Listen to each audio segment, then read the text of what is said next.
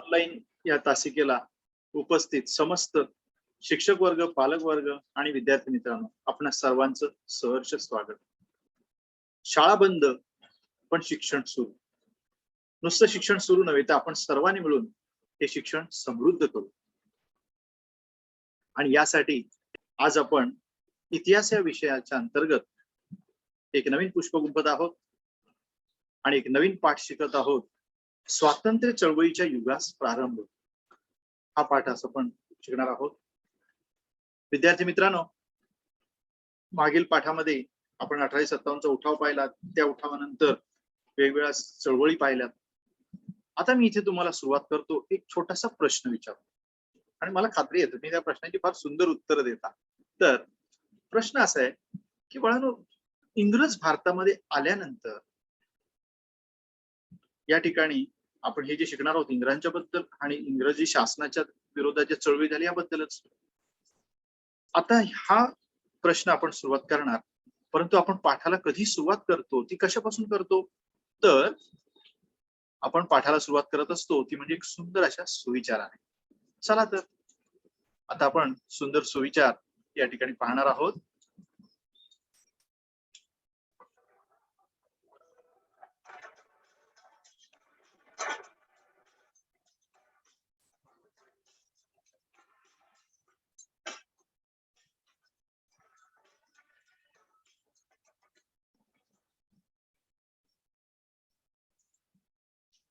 हे पहा, आजचा विषय आहे स्वातंत्र्य चळवळीच्या युगास प्रारंभ आणि उपघटक आहे तो म्हणजे राष्ट्रीय सभेची स्थापना, मावळ जहाल युग आणि वंगभंग चळवळ.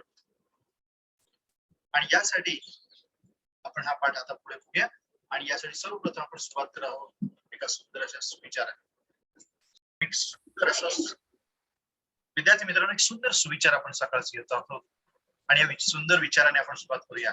सुविचार आहे, सामर्थ्य आहे चळवळीचे जो जो करील तयाचे. हा सुंदर विचार कोणाचा आहे माहित आहे का? हा विचार आहे रामदास स्वामींचा. परंतु या विचाराचं जे बीज आहे ते किती महत्वाचं आहे पहा. तुम्हाला याचा अर्थ ठाऊकच असेल की आपण जर एकत्र आलो आणि एकत्र मिळून जर एखादं चळवळ केली तर त्याचं एवढं मोठं सामर्थ्य असतं, एवढी मोठी ताकद असते की कितीही मोठं मनामध्ये असलेलं कार्य तुम्ही पार पाडू शकता. इतिहासामध्ये या चळवळींमुळेच फार मोठी मोठी कामं पार पडलेली आहेत. फक्त ही चळवळ करणाऱ्या तशा चळवळ्या माणसाची गरज असते. आणि म्हणून पुढे म्हटलंय जो जो करील तयांचे. सामर्थ्य चळवळीमध्ये आहे, पण ते कुठे? जो कोणी करणार चळवळ तेव्हाच ती चळवळ होणार. तर चला बघूया आपण नक्की स्वातंत्र्य चळवळीच्या युगास प्रारंभ या पाठामध्ये आपण नक्की काय शिकणार आहोत हे आपण आता पाहूया. हे पहा, अध्ययन निष्पत्ती. भारतातील नवीन शिक्षण व्यवस्थेचे संस्थात्मीकरण आणि कसे झाले हे स्पष्ट करायचंच. त्याच्या व्यतिरिक्त सन 1857 ते स्वातंत्र्य प्राप्ती या काळातील वाटचालींचा आपण आढावा घेणार आहोत. तसंच तिसरं महत्वाचं आपण उद्दिष्ट साध्य करणार आहोत ते म्हणजे राष्ट्राच्या उभारणीच्या प्रक्रियेतील सगळ्या ठळक घटकांचे आपण विश्लेषण करणार आहोत. चला तर आपण सुरुवात करूया. आणि यासाठी माझा पहिला प्रश्न तुम्हाला असा आहे की बाळांनो, ब्रिटिश भारतात आले, 150 वर्ष राज्य केलं. तुम्हाला भाषण करायला सांगितलं, पहिलं वाक्य आपण हे बोलतो की ब्रिटिश भारतात आले, त्यांनी 150 वर्ष आपल्या गुलाम केलं. पण हे जे ब्रिटिश भारतात आले त्यांच्यामुळे कोणते कोणते देशामध्ये बदल घडून आले, काय बदल झाला, कोण सांगू शकेल मला? कोण सांगेल? सर मी गायत्री सांगू? हा बाळा सांग. सर, त्यांनी आपल्या देशामध्ये शिक्षण आणलं. त्यांनी इंग्रजी शिक्षण सर्वांना देण्याचा प्रयत्न केला. अगदी बरोबर, वा वा, फारच सुंदर. म्हणजे त्याने इंग्रजी शिक्षण आणलं आणि या ठिकाणी लोकांना वेगवेगळ्या सुधारणा करून दिल्या. हे सगळं केलं. आता बघूया आपण पुढचा प्रश्न. आता हे सुधारणा त्यांनी का केल्या, हे सगळं शिक्षण का दिलं आणि एकंदरीत या देशामध्ये एवढे बदल का घडवून आणले, कशासाठी असेल तर त्यांनी केले सगळं? अजून एका प्रश्नाचे उत्तर द्या. कशासाठी केलं? आपल्यासाठी की त्यांच्यासाठी? आता तर अगदी जवळ आलो मी, बोला. कारण आपल्या देशात त्यांना आपला देश त्यांना पाहिजे होता. अगदी बरोबर. कारण हे- व्यापार हा बोला बोला बोला, छान. तर व्यापारासाठी त्यांना आपला देश पाहिजे होता, म्हणून त्यांनी म्हणजे इंग्रजी भाषा आणली आपल्या देशात. अरे वा, सुंदर उत्तर. बस अगदी तुम्हाला छान माहितीये की भारतावरती इंग्रजांनी राज्य केलं, त्याच्यानंतर इंग्रजी भाषा शिकवली, सगळा विकास केला, सगळ्या सोयी केल्या, पण हे सगळं केलं त्याचं कारण एकच होतं. त्यांना व्यापार वाढवायचा होता, त्यांना देश आपला गुलाम करायचा होता भारत, आणि स्वतःच्या सोयीसाठी केलं. त्यांनी तुमच्या आमच्या भल्यासाठी केलं नाही, लक्षात घ्या. आणि म्हणून त्यांनी हे सगळं या भारतामध्ये पूर्ण धोरणच अशा तऱ्हेने राखलं की त्यांचा फायदा होईल. आता काय नक्की बदल केले हे तुम्ही आता सांगितले. कोणीतरी सांगितलं शिक्षणाला दिलं, त्याने वेगवेगळ्या सोयी सुविधा केल्या. आता आपण बघूया नक्की काय काय बदल केले ते बघूया. आता यामध्ये सगळ्यात बदल काय केला तो बघा. सगळ्यात प्रथम त्यांनी एक छत्री अंमल सुरू केला. आता एक छत्री अंमल म्हणजे काय, तर आपल्या देशावर बाळांनो 600 पेक्षा जास्त संस्थानिक होते. देशावर राज्य कोण करत होतं, एक दोन नाही, 600 पेक्षा जास्त संस्थानिक म्हणजे कोण, राजे, महाराजे, सरदार, त्याच्यानंतर नवाब, अशा तऱ्हेने बादशाह, असे सगळ्या तऱ्हेचे लोक, हे मोठमोठे लोक 600 पेक्षा जास्त होते. आणि ह्या सगळ्यांकडे जर तुम्ही गेलात तर प्रत्येकाचं चलन वेगळं, प्रत्येकाची भाषा वेगळी, प्रत्येकाच्या ठिकाणी कायदा वेगळा, सगळं वेगळं, विविधता सगळीकडे. आणि त्यामुळे एक असुरक्षितता देशामध्ये होती आणि यांचे आपापसात सतत भांडणं चालू होती, युद्ध व्हायच्या, लढाया व्हायच्या. तुम्हाला माहितीये मध्ययुग म्हणजे सगळं लढाई आणि युद्धाने भरलंय. परंतु इंग्रजांनी स्वतःच्या सोयीसाठी एक छत्री अंमल, काश्मीर पासून कन्याकुमारी पर्यंत या सर्व राजांना, संस्थानिकांना अंकित केलं, आपल्या हाताखाली आणलं आणि त्यांनी एक छत्री अंमल सुरू केला. पहिलं सांगितल्याप्रमाणे कशासाठी, त्यांच्या सोयीसाठी. परंतु बाळांनो, त्यांनी एक छत्री अंमल आणल्यानंतर एकच चलन, सगळ्या देशात एकच रुपया. पहिल्या अशर्फिया होत्या, होन होते, वेगवेगळे प्रकार प्रत्येक राज्यात होते. याने पूर्ण देशात एकच चलन, एकच भाषा, एकच कायदा. तो पण कायदा कुठून, कायदे मंडळात तयार झालेला. अशा तऱ्हेने कायदे सगळं आणल्यामुळे आता मला सांगा याच्यामुळे केवढा मोठा फायदा झाला असेल. कोणी सांगेल का, त्यांनी त्यांच्या सोयीसाठी केलं पण याचा फायदा काय झाला असेल, सांगा, कोणी सांगा, चला बोला, काय फायदा झाला असेल. इंग्रजांनी हा एकच कायदा आणला, एकच चलन आणलं, काय फायदा. हा सर, ते जे शिक्षण होतं ते आपल्या भारताचे समाज सुधारक आहेत ना, त्यांनी शिक्षण घेतलं आणि त्यांनी आपल्या समाजात सुधारणा केली. खूपच चांगली गोष्ट. उलट मला पुढे जे सांगायचं तेही तिने सांगून टाकलं. म्हणजे एवढं छानपैकी तुम्हाला समजलं, हे सगळं माहिती आहे सगळं. तर ब्रिटिशांच्या एक छत्री अंमलमुळे सगळा देश एक झाला, ऐक्य निर्माण झालं. सगळ्यांना माहित झालं की अरे आपण सगळे एकच आहोत. भले 600 राजे, 600 पेक्षा जास्त संस्थानिक दिसले तरी आपण सगळे एक आहोत, ही ऐक्याची भावना निर्माण झाली. दुसरं ब्रिटिशांनी आणलं ते म्हणजे इथे सोयी केल्या. काय केल्या, तर या ठिकाणचे सगळे सुंदर रस्ते तयार केले, रेल्वे तयार केल्या, रेल्वे मार्ग तयार झाले, त्याचं जाळच सगळीकडे पसरलं. तिसरं, या ठिकाणी पोस्ट, तार खाते आणले. हो, पूर्वी दिल्लीतून महाराष्ट्रात जर समजा एखादी बातमी पोहोचवायची असेल तर तिथून दूध घोड्यावरती बसायचा आणि तिथून घोड्यावरून दूध यायचे एक एक करून. म्हणजे ती बातमी यायला किती दिवस लागेल आणि किती किती कठीण आहे ते दिल्लीतून इथपर्यंत साधी एक बातमी पोहोचवणं. पण ब्रिटिशांनी टपाल आणलं, 2 पैशाचं पत्र मिळायचं, ते टाकलं की तुमची बातमी पोहोचली. तार खातं आणलं. अशा तऱ्हेने ब्रिटिशांनी इतक्या सुधारणा बाळांनो या सोयी तुमच्यासाठी केल्या नव्हत्या बरं, त्यांच्या सोयीसाठी. त्यांची लष्करी व्यवस्था जी होती त्याची फटाफट हालचाल करण्यासाठी, त्यांचं प्रशासनात सुधारणा करण्यासाठी, त्यांचं शासन चांगलं करण्यासाठी हे केलं होतं. याचं उत्तम उदाहरण म्हणजे 1857च्या उठावात याच मार्गांमुळे ब्रह्मदेशातून त्यांनी फटाफट आपलं सैन्य कसं हलवलं माहितीये. सगळ्या देशातून जिकडून तिकडून सैन्याची हालचाली ते करू शकले. परंतु या सुधारणेचा फायदा सुद्धा, या जेवढ्या सोयी सुविधा झाल्या त्यांचा फायदा सुद्धा ब्रिटिशांपेक्षा आपल्याला जास्त झाला. कारण काय आलं, आता संपर्कात आले लोक. आपल्या महाराष्ट्राचा माणूस पंजाब पर्यंत पोहोचू लागला सहज. ते पण इकडे तिकडे संदेश, संवाद साधला गेला. आणि ह्या संपर्काच्या माध्यमामुळे लोक जवळ आली, पुन्हा एक ऐक्याची भावना तयार झाली, एकतेची भावना तयार झाली. लोकांना समजायला लागलं की आपण सारे भारतीय आहोत आणि आपण सगळे एक आहोत. केवढा मोठा फायदा आला. आता ब्रिटिशांनी आणखीन एक त्यांच्या सोयीसाठी मोठी गोष्ट केली, ते म्हणजे बाळांनो, ब्रिटिशांचा देश अतिशय छोटा, लोकसंख्या अतिशय कमी, परंतु अख्ख्या जगावर राज्य करत होते ना. जगभर त्यांची सत्ता पसरलेली. प्रश्न असा होता की एवढेशे इंग्रज जगभर राज्य करणार तरी कसे? त्यांना गरज लागायची मोठमोठ्या अधिकाऱ्यांची. आता अधिकारी शिक्षणामध्ये अधिकारी लागतात, लष्करामध्ये अधिकारी लागतात, सगळ्या शासनामध्ये अधिकारी लागतात. एवढी माणसं आणणार कुठून? आणि हा देश चालवणार कसा? एवढा भारतासारखा खंडप्राय देश चालवायचा. मग त्याने हळूच ठरवलं की इथल्याच लोकांना थोडस शिकवायचं. परंतु शिकण्यामध्ये धोका असतो बरं. शिकून माणसं शहाणी होतात आणि ब्रिटिशांना धोका होता. म्हणून यांना शहाणं पण करायचं नाही, यांना काय करायचं, फक्त कारकून बनवायचं. आणि म्हणून ब्रिटिशांनी इथल्या लोकांना कारकून बनवण्याचं शिक्षण द्यायला सुरुवात केली. बस हे शिक्षण द्यायला त्यांनी स्वतःच्या भल्यासाठी केलं खरं, पण उलटला ना डाव सगळा. हे शिक्षण दिल्यानंतर लोक शहाणी झाली, हुशार झाली, लोकांना सगळ्याचा परिचय झाला.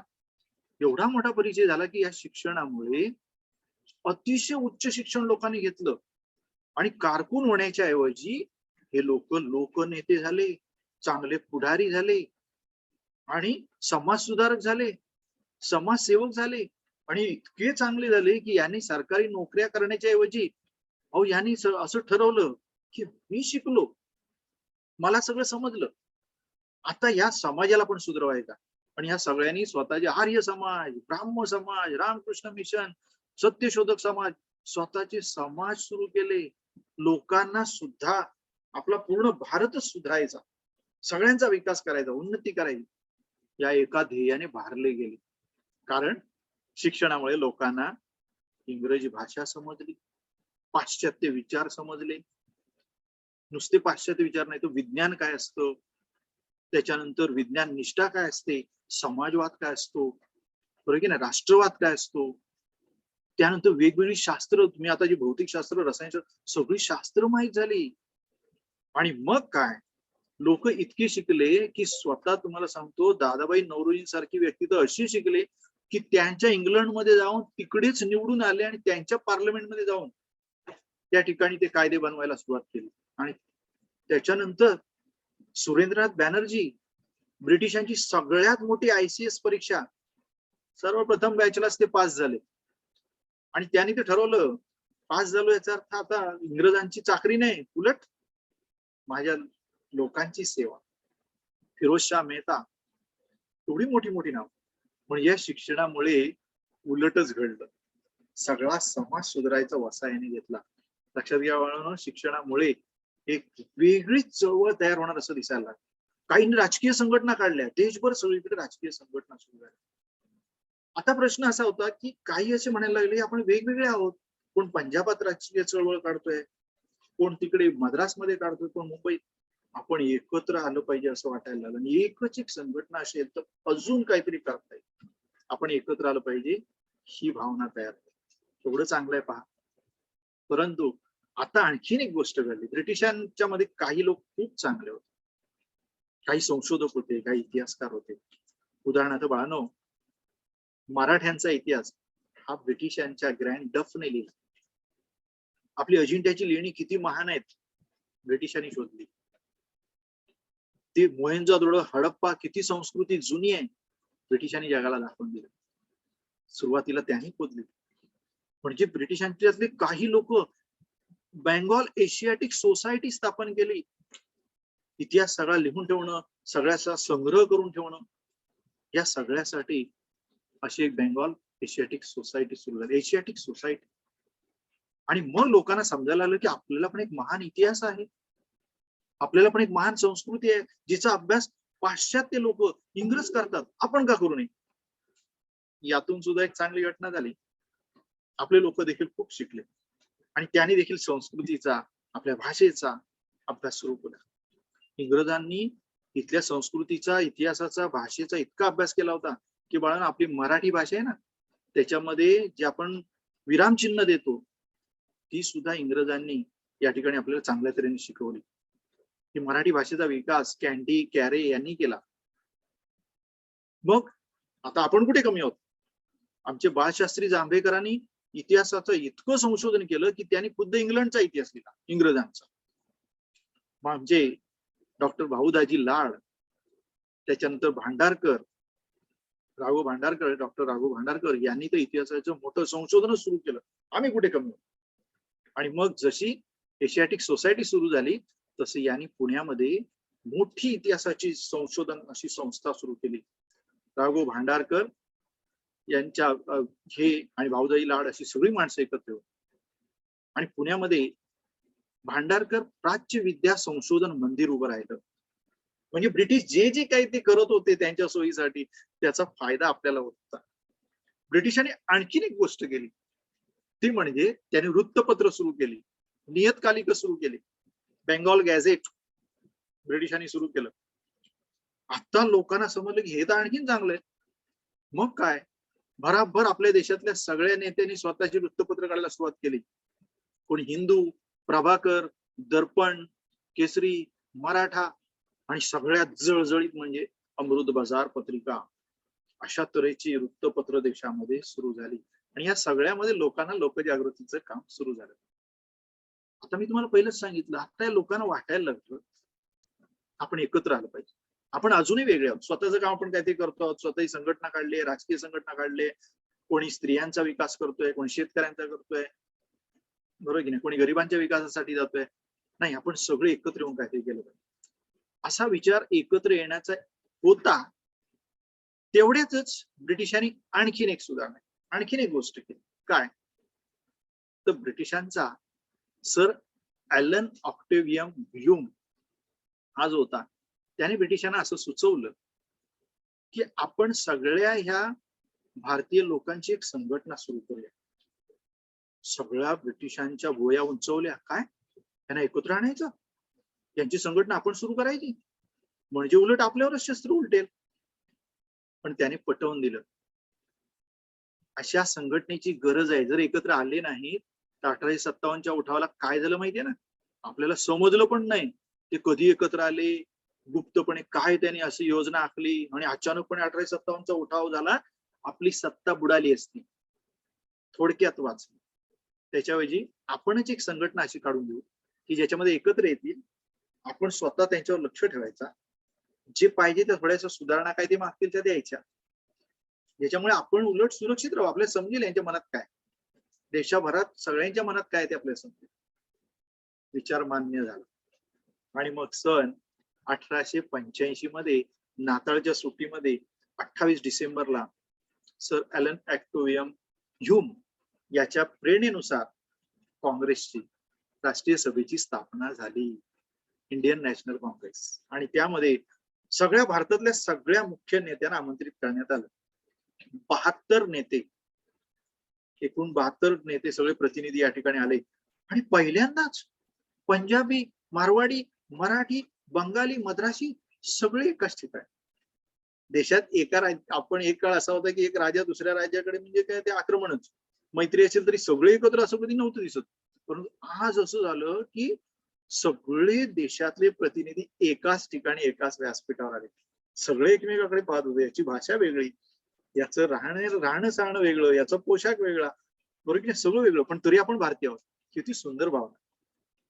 आणि म्हणून त्या सगळ्यांनी आता खूप त्यांना आवडली योजना आणि ह्या सगळ्यांनी एकत्र येऊन ही राष्ट्रीय सभेची स्थापना उचलून धरली आणि सगळ्यांना ती इतकी आवडली की त्यांनी ठरवून टाकलं, आताच नाही, आता आपण कायमच दरवर्षीच असंच एकत्र येऊन भेटायचं आणि राष्ट्रीय सभेचं अधिवेशन दरवर्षी घ्यायचं आणि त्याच्यामध्ये आपण निदान एकत्र तरी येऊ. सगळ्यात महत्वाचा फायदा, आपण सगळ्या देशातले सगळे प्रतिनिधी एकत्र येऊ. मग काय करायचं एकत्र येऊन? देशाच्या भल्याचा, उन्नतीचा विचार करायचा.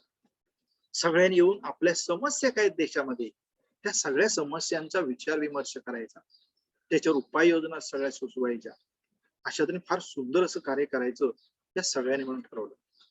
मग काय, पहिलंच अधिवेशन सुरू झालं आणि मग त्याच्यामध्ये व्योमेश चंद्र बॅनर्जी हे बंगाली नेते हे त्याचे अध्यक्ष बनले आणि सगळ्यांना हे अधिवेशन इतकं आवडलं की सगळ्यात महत्वाचं आपण एकत्र आलो बाबा. इतक्या वर्षानंतर भारत एक आहे, आपण एकत्र आलो आणि सगळेजण ह्या सगळ्यांचं वैशिष्ट्य असं होतं की खूप हायली क्वालिफाईड, म्हणजे उच्च विद्या विभूषित असे लोक होते.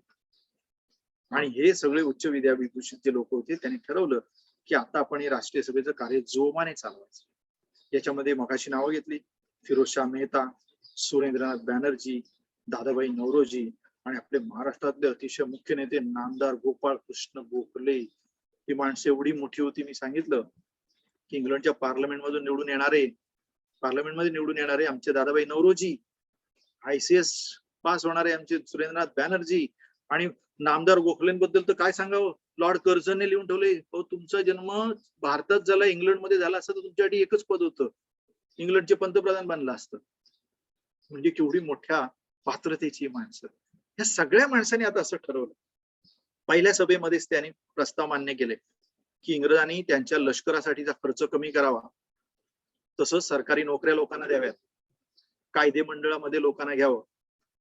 आणि मग आता ठरवलं दरवर्षी असं थोडं थोडं मागत जायचं, मागता मागता अधिकच मागत जायचं. आणि म्हणून या सगळ्या काळाला दोन नाव आहेत. एक तर मवाळ युग. मवाळ म्हणजे काय रे? शांत. मवाळ म्हणजे शांतीचं धोरण, शांतपणे एकत्र आपण यायचं आणि एकत्र येऊन अर्ज करायचा, विनंत्या करायच्या आणि मागण्या मान्य करायला लावायचं ब्रिटिशांना. आपल्याला काय हवंय, आपली काय समस्या आहे, त्यांना बोलून घेऊ आणि त्यांच्या समोर मांडू. आणि ब्रिटिशांच्या न्याय व्यवस्थेवर त्यांचा खूप विश्वास होता. ब्रिटिश आपल्याला न्याय देणार आणि सुधारणा मागितलं तर त्याही देणार, फक्त ब्रिटिशांना जरा मोठं म्हणायचं आपण. जसं तुम्हाला माहितीये ना, आता आपण काय करतो, एखाद्या कार्यक्रमात एखाद्या मोठ्या नेत्याला बोलवतात, त्याच्याबद्दल एवढं चांगलं चांगलं बोलतात आणि मग हळूच सांगतात आम्हाला आमच्या या समस्या आहेत त्या दूर करा. तसंच आपण एखाद्या नेत्याला बोलवायचं ठरलं आणि मग काय, ब्रिटिशांचे गव्हर्नर सुद्धा सुरुवातीला यायचे आणि त्या सभांच्या पुढे मग सगळं मांडल्यानंतर त्यांच्याकडे अर्ज केला जायचा. पण सगळं हे घडलं खरं, अर्ज विनंत्यांचं युग आलं, हे सगळे शिकलेले वास्तववादी लोक, विचारवंत एकत्र आले.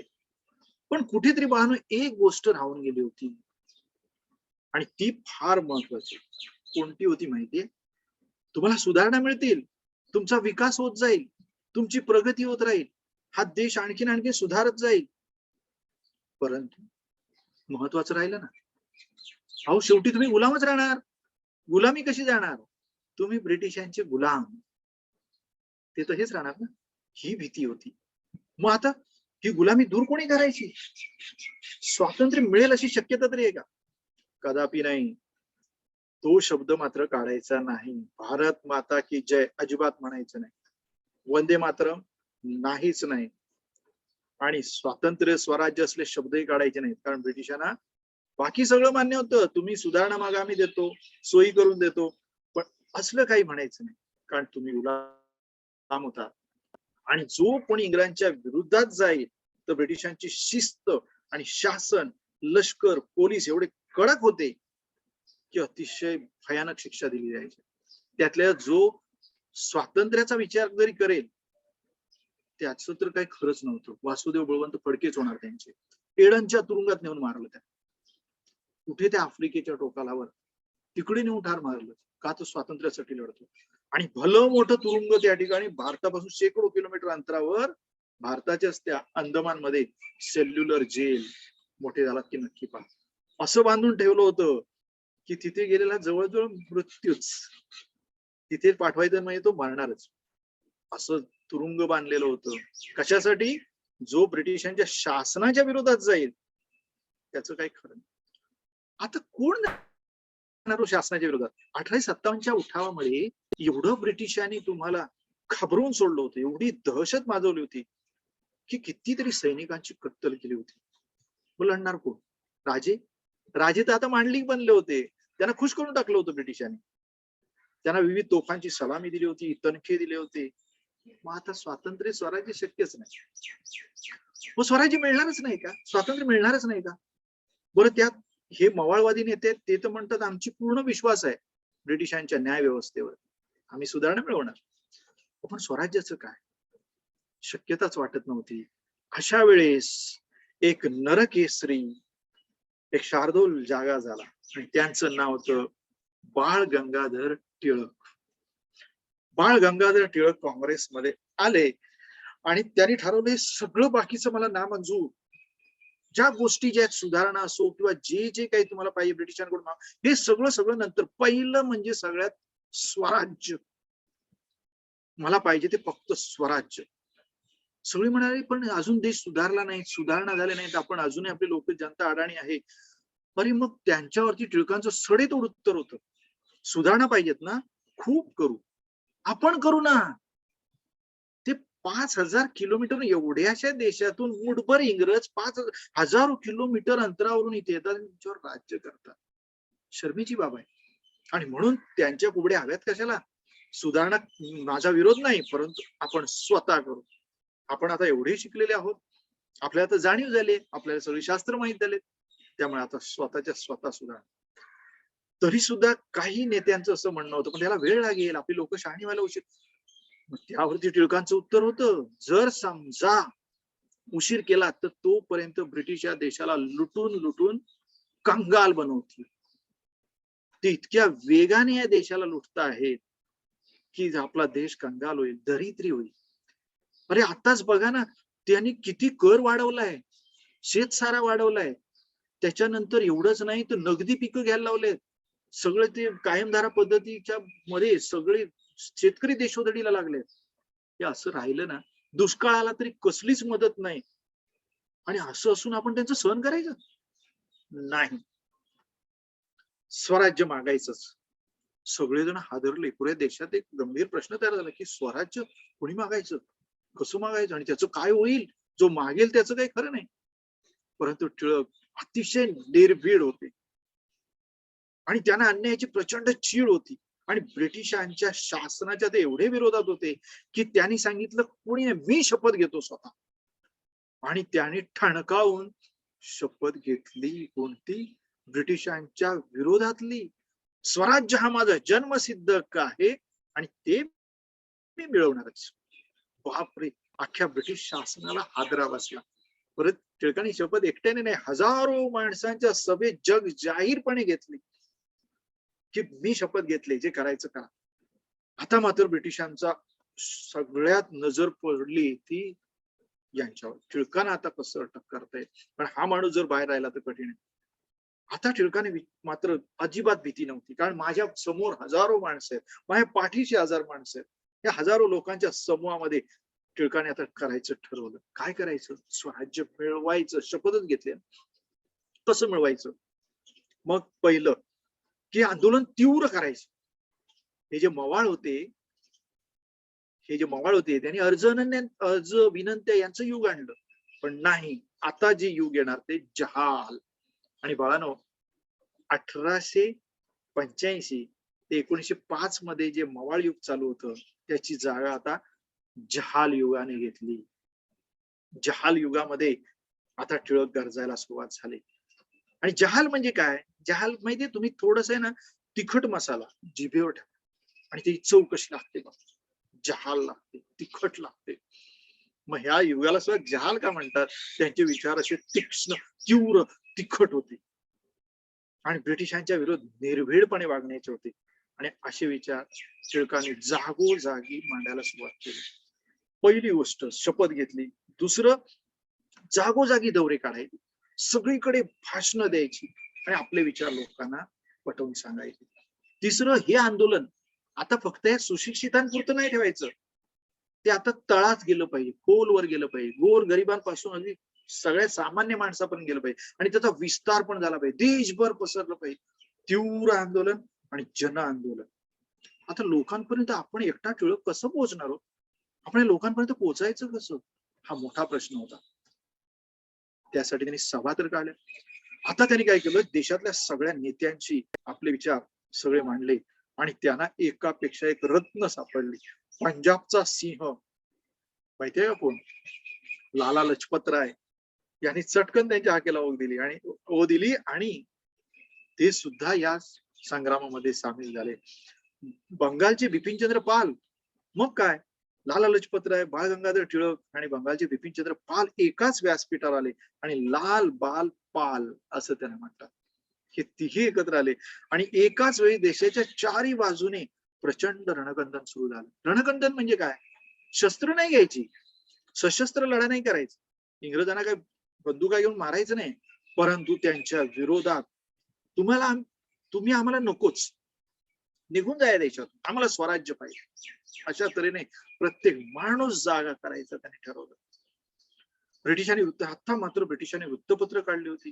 टिळकाने देखील ठरवलं की आता एक चांगला उपाय लोकांना जाग करण्याचा.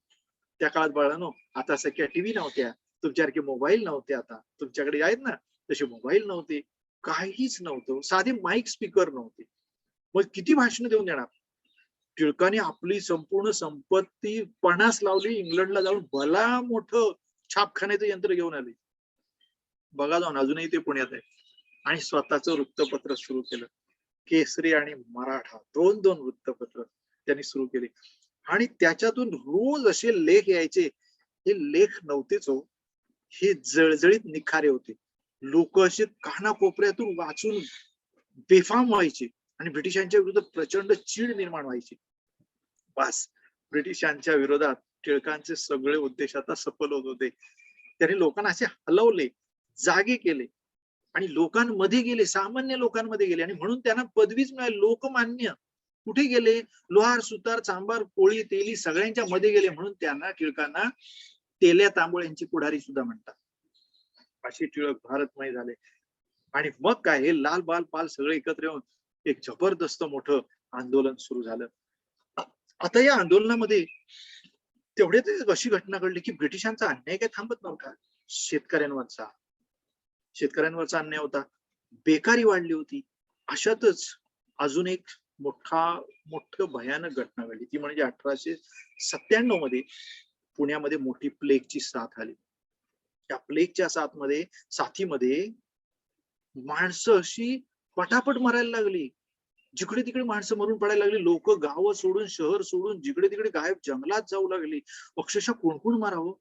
आमच्या सावित्रीबाई फुले वारल्या प्लेगने, टिळकांचा स्वतःचा मुलगा वारला आणि इतका हा प्लेग पसरला की आता कोण शिल्लक राहणार की नाही. ब्रिटिशांनी एक माणूस आणला इथे, रँड नावाचा कमिशनर, आणि ह्या लोकांना उपचार करण्यासाठी आणला खरा, पण हा रँड इतका भयानक होता की उपचार राहिले बाजूला, लोकांवरती अनन्वित अत्याचार करायला लागला. टिळक पुण्यात असताना, टिळक स्वतः पुण्यात आणि अत्याचार सहन करणार, अन्याय सहन करणार, मग ते टिळक असले. त्याने रानच उठवलं आणि तरुणांना गदागदा जागे केले आणि 3 तरुण जागे झाले खळबळून. आणि ते मात्र या रँडच्या विरोधात एवढे तापले होते की त्या तिघांचं नाव होतं चाफेकर बंधू.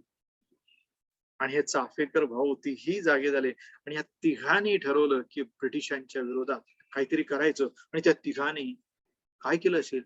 रँडला ठार केला. आता मात्र ब्रिटिशांना ही संधीच मिळाली, कारण टिळकांनी 2 लेख लिहिले होते वृत्तपत्रातून. काय लेख तरी लिहावे तो? सरकारचे डोके ठिकाणावर आहे का, असं ठळक बातमी. राज्य करणे म्हणजे सूड उगवणे नव्हे, अशी ठळक बातमी. त्या काळात ब्रिटिशांच्या विरोधात असे शब्द लिहिणं शक्य नव्हतं, पण ते टिळकच होते जे लिहू शकत होते. त्यांनी असं लिहिल्यामुळे ब्रिटिश आणखीन खवळले आणि यांना कसं तरी कैदेत टाकायचं हाच विचार सुरू झाला. आणि ब्रिटिशांनी त्यांना कैदेमध्ये राजद्रोहाचा खटला लागू केला आणि कैदेत टाकले. झालं. आता टिळकांचं पाऊल समाजात, घरात कमी आणि तुरुंगामध्ये जास्त. परंतु टिळकांनी सवयच लावून दिली लोकांना. भले देशासाठी तुरुंगात जावं लागलं तरी मी आनंदाने जाईल. आणि तिथे ते टिळकांनी त्या ठिकाणी कारावास देखील भोगला.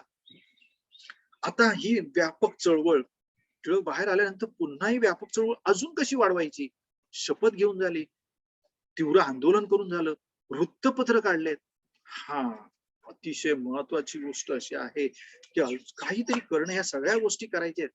त्याने अगोदरच आणखीन एक महत्वाची गोष्ट केली होती, ती म्हणजे आपण सगळे ब्रिटिशांचे गुलाम का झालो? कारण गुलामी ही आपल्या रक्तात त्यांनी भिनवली. आपलं शिक्षण कोण देतात? ब्रिटिश. कुठलं शिक्षण देतात? ब्रिटिशांचं. सगळी मूल्य कोणाची? ब्रिटिशांची. त्यामुळे गुलाम कोण झालो? आपण ब्रिटिशांचे. स्वाभाविकच ना. आपल्याला आपली संस्कृती, आपला अभिमान, आपला स्वाभिमान, आपली भाषा काहीच त्यांनी शिकवायला मागत नाहीत. ते सगळं स्वतःच शिकवतं आणि आपण किती महान आहोत हे त्यांच्या शाळातून शिकवलं जातं. टिळकांच्या ध्यानात आलं, जर तुम्हाला स्वतःच्या भाषेबद्दल प्रेम पाहिजे, स्वतःच्या संस्कृतीबद्दल प्रेम पाहिजे, इतिहासाबद्दल जर तुम्हाला अभिमान पाहिजे असेल, तर एकच उपाय आहे, तुम्हाला स्वतःचं शिक्षण स्वतःच्या शाळेतच घेतलं पाहिजे, राष्ट्रीय शिक्षण. आणि म्हणून टिळकाने राष्ट्रीय शिक्षण करण्याची शपथच घेतली, की आता राष्ट्रीय शिक्षण म्हणजे काय, स्वतःची शाळा. त्यांचे दोन मित्र आगरकर आणि चिपळूणकर या दोघांना मित्रांना जवळ घेऊन त्यांनी काय केलं, स्वतःची न्यू इंग्लिश स्कूल पुण्यामध्ये सुरू केली. आणि प्रखर राष्ट्रवादी शिक्षण, प्रखर राष्ट्रप्रेमी लोक तयार केले. आता त्यांना समजलं अशा शाळा पुऱ्या देशात सुरू करा. आणि मग काय, सगळ्या देशभर अशा राष्ट्राने प्रेरित, राष्ट्रभक्तीने अतिशय प्रेरित झालेल्या संस्था पूर्ण देशात सुरू झाल्या. म्हणजे टिळकांचे मार्ग किती होते बघा. वृत्तपत्र काय, आता ते आणखी शाळा सुरू झाली. तरी सुद्धा टिळकांना वाटत होतं की आपले सगळे हे जहालवादी येथे लोकांपर्यंत पोहोचले पाहिजेत, त्यांचे विचार सगळ्यांपर्यंत वेगाने पोहोचले पाहिजेत. नाही तर स्वातंत्र्य मिळवायला खूप उशीर होईल, 50 वर्ष नाही मिळणार, मला तात्काळ पाहिजे. उपाय आहे, त्या सगळ्या लोकांना संघटित करा. त्यांच्या समोर सर्वांनी, एकटे टिळक नाही पोहोचणार, लाल बाल पालच पोहोचणार नाही, बारिंद्र कुमार घोष आहेत, त्याच्यानंतर योगी अरविंद घोष त्यांचे चांगले मित्र होते. त्या सगळ्यांनी जिकडे मिळेल तिकडे सभा घ्या. पण ब्रिटिश पण काय कमी नव्हते, त्यांनी या सभांना बंदीच घातली होती. एवढी बंदी घातली होती की सभा घेता येत नव्हती आणि ब्रिटिशांच्या विरुद्ध बोलता येत नव्हतं. मग याच्यावर उपाय काय झालं, सुचलं. टिळकांनी एक नवीन उपाय आणखी सुरू केला. धार्मिक उत्सव तर आम्ही करू शकतो ना, आमच्या देवाची तर पूजा करू शकतो ना, त्याला तर बंदी नाही ना. आणि म्हणून टिळकाने 2 धार्मिक उत्सव सुरू केले, शिवजयंती आणि गणेशोत्सव. गणपती घरात बसायचा आणि सार्वजनिक मुद्दाम केला. सार्वजनिक याचा अर्थ मुख्य चौकातच गणपती आणायचा. कशासाठी, खेळण्यासाठी नव्हे, त्या ठिकाणी डीजे लावण्यासाठी नव्हे, त्या ठिकाणी गप्पा ठोकण्यासाठी नव्हे, त्या ठिकाणी मोठी सभा घ्यायची, दररोज सतत सभा, सगळ्या लोकांना एकत्र आणायचं, नाचगाणी नाही तर त्या ठिकाणी झंझावाती अशी भाषणं होतील, राष्ट्रप्रेमाची भाषणं सुरू होतील, राष्ट्रभक्तीची जागी केली जाईल. आणि कारण मात्र काय द्यायचं, आम्ही देवाच्या पूजेसाठी एकत्र आलोय, आम्ही शिवजयंतीला एकत्र आलो. आणि मग यातून आपले जे राष्ट्रीय नेते होऊन गेले त्यांच्याबद्दलचे विचार लोकांसमोर मांडायचे. विद्यार्थी मित्रांनो, किती मार्ग, किती उपाय आणि काय काय आपल्या टिळकांनी आणि या जहाल नेत्यांनी केलं हे आपण आता पाहिलं. आता आपण बघूया हे सगळं थोडक्यात पहा. ब्रिटिश सत्तेमुळे भारतात झालेले बदल आता आपण पाहिले. देशभर ब्रिटिश सत्तेच्या एकछत्री अंमल सुरू झाला, आधुनिक सुखसोयी, भौतिक सुधारणा घडून आल्या. आणि एवढंच नाही तर हे पहा काय काय घडलं ते आपण बघणार आहोत. या ठिकाणी आपण काय काय घडलं पहा, काय काय सोयी झाल्या आपण तुम्हाला आता समजलंच आहे. हे पहा काय झालं, ब्रिटिश सत्तेचा अंमल सुरू झाला.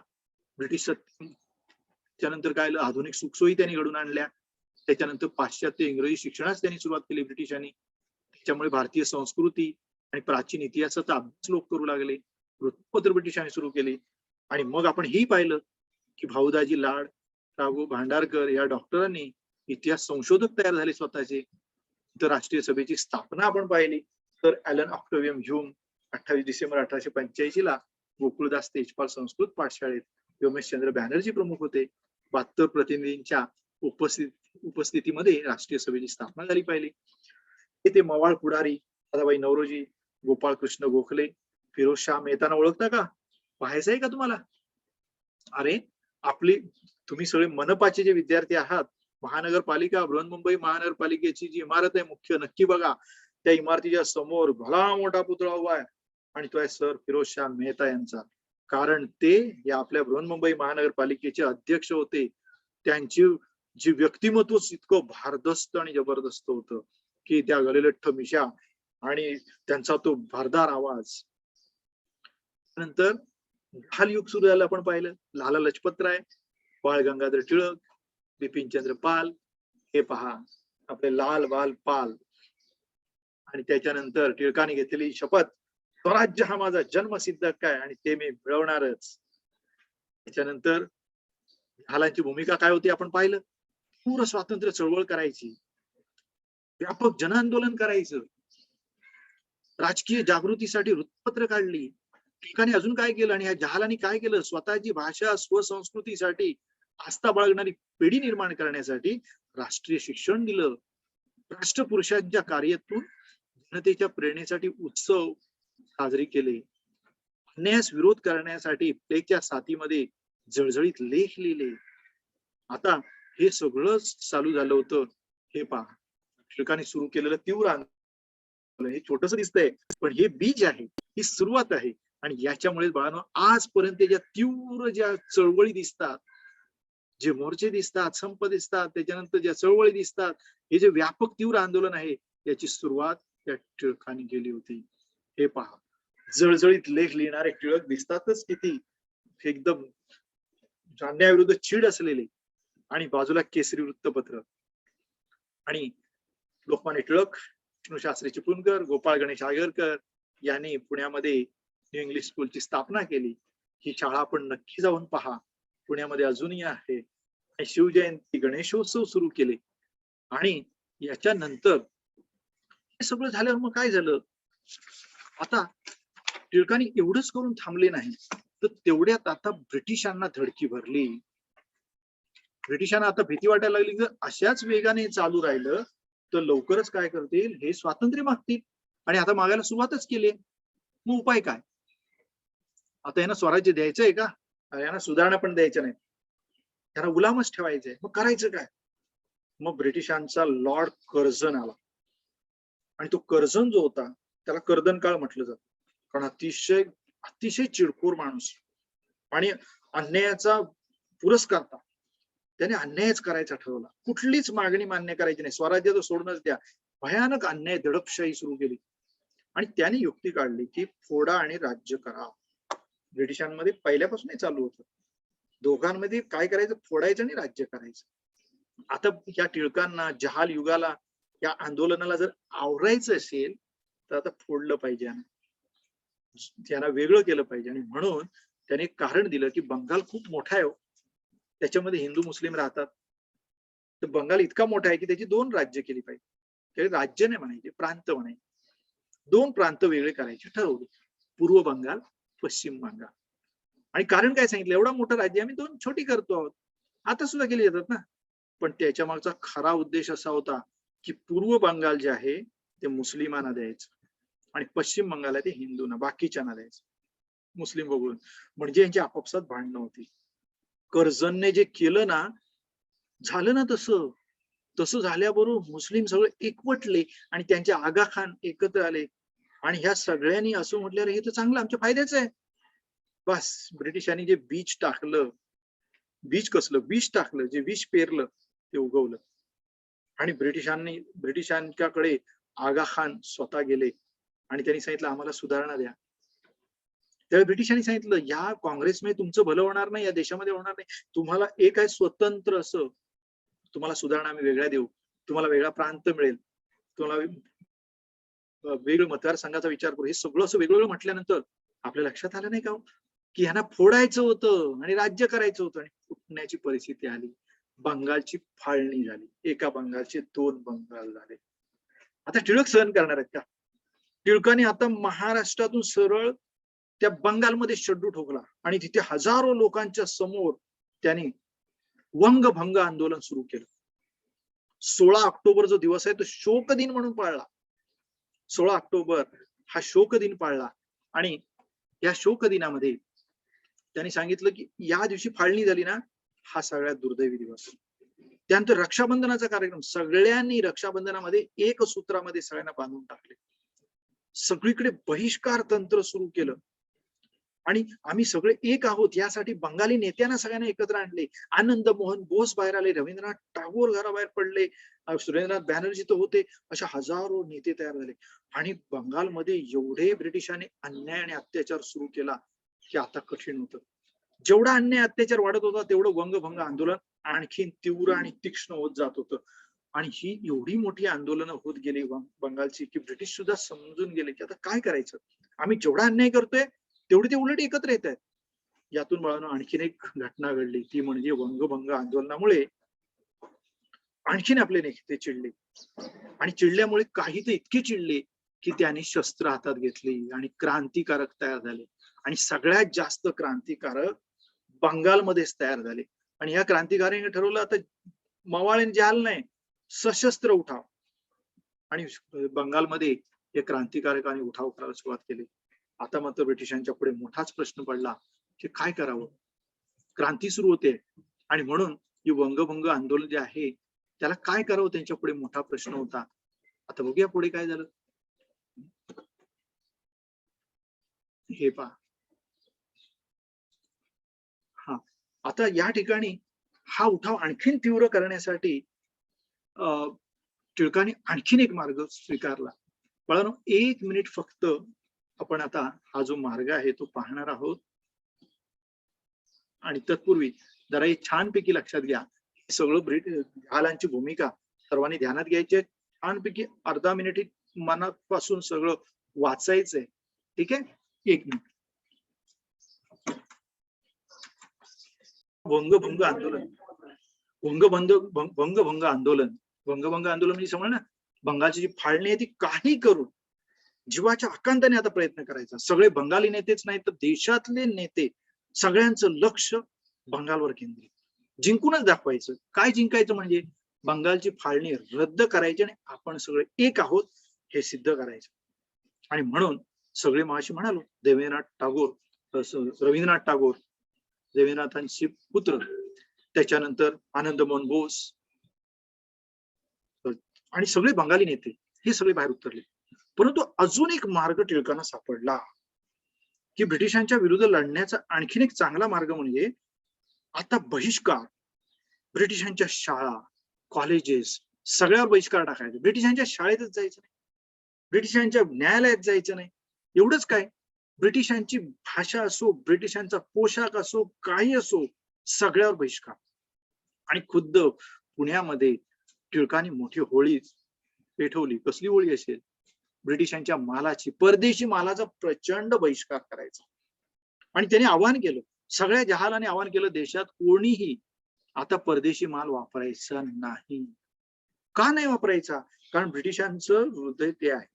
ब्रिटिश जिंकतात कुठे, जगावरती राज्य करतात कशामुळे? त्याचं कारण आहे त्यांचा माल खपतो आणि ते सगळे व्यापारी आहेत. त्यांचा व्यापार बंद करायचा असेल तर त्यांच्या मालावर बहिष्कार टाका. झालं. सगळीकडे होळ्या पेटू लागल्या. पुण्यामध्ये तर एक तरुण कोवळा मुलगा, कॉलेजला नुकताच जाणारा एक मुलगा, त्याने ती भली मोठी होळी पेटवली आणि बाजूला बिनधास्तपणे वंदे मातरम, भारत माता की जय म्हणत होता. टिळकांनी त्याच्या खांद्यावर हात ठेवला आणि पाहिलं कोण होते ते, स्वातंत्र्यवीर सावरकर. अशी एकापेक्षा एक, लाला हरदया, पांडुरंग खानखोजे नाव ऐकले असतील, धडा आपल्याला पांडुरंग खानखोजे यांचा 7वीला. ही सगळी माणसं या देशाच्या प्रेमाने अतिशय भारावून गेले. टिळकांनी आता पुढे उपाय सांगितला. जहालांचा नवीन उपाय, नवीन शस्त्र बाहेर आलं, ते म्हणजे स्वदेशी. स्वदेशी याचा अर्थ स्वतःचा माल स्वतःच तयार करायचा आणि स्वतःच वापरायचा. काय गरज आहे, ब्रिटिशांचा माल भले चकचकीत असेल, सुंदर असेल, छान वाटत असेल, नको आम्हाला. आम्हाला आमच्या भाषेचा, आम्हाला आमच्या संस्कृतीचा, इतिहासाचा, आमच्या मालाचा अभिमान. आणि म्हणून टिळकाने आता चतुसूत्री दिली. चतुसूत्री म्हणजे 4 सूत्र सांगितली. याच्या पुढे राष्ट्रीय शिक्षण, स्वराज्य, स्वदेशी आणि बहिष्कार, या 4 गोष्टी प्रत्येकाने मनात भिनवायच्या आणि करायच्याच. स्वराज्याची शपथ घ्यायची, स्वदेशीच वापरायची, परदेशी माला बहिष्कार टाकायचा आणि राष्ट्रीय शिक्षण घ्यायचं, स्वतःच शिक्षण. ही चतुसूत्री. आता शेवटचा महत्वाचा उपाय होता. हे सगळं करून अजून एक उरलं होतं, ते म्हणजे काँग्रेसमध्ये जी सभा होते त्याच्यामध्ये सगळं मंजूर करून घेणं. परंतु हीच मोठी समस्या होती, कारण काँग्रेसमध्ये जे दिग्गज मंडळी होती ते सगळे मवाळ होते. जास्तीत जास्त लोक मवाळ होते आणि तेही काही साधे नव्हते. ते सुद्धा देशप्रेमाने भारलेले होते. बरं, उदाहरणार्थ नामदार गोपाळ कृष्ण गोखले यांनी तर सगळं जीवनच, हयातच देशाच्या सेवेसाठी घालवली आणि म्हणून त्यांनी ते नाव दिलं होतं त्यांच्या समाजाला, भारत सेवक समाज संघटनेला नाव. भारताची सेवा करण्यासाठी न 1 रुपया घेता सेवा करण्यासाठी हजारो तरुण त्यांनी पण तयार केले होते. पण त्यांचा मार्ग वेगळा होता, त्यांचा मवाळ होता, ब्रिटिशांवर त्यांचा विश्वास होता. अर्ज विनंत्या करून आम्ही सगळं घेऊ हळूहळू. टिळकाने ते मान्य नव्हतं आणि म्हणून टिळकांनी सांगितलं हेच विचार आमचे जे आहेत तेच मान्य झाले पाहिजे, कारण त्यातूनच स्वातंत्र्याचा मार्ग खुला होणार आहे.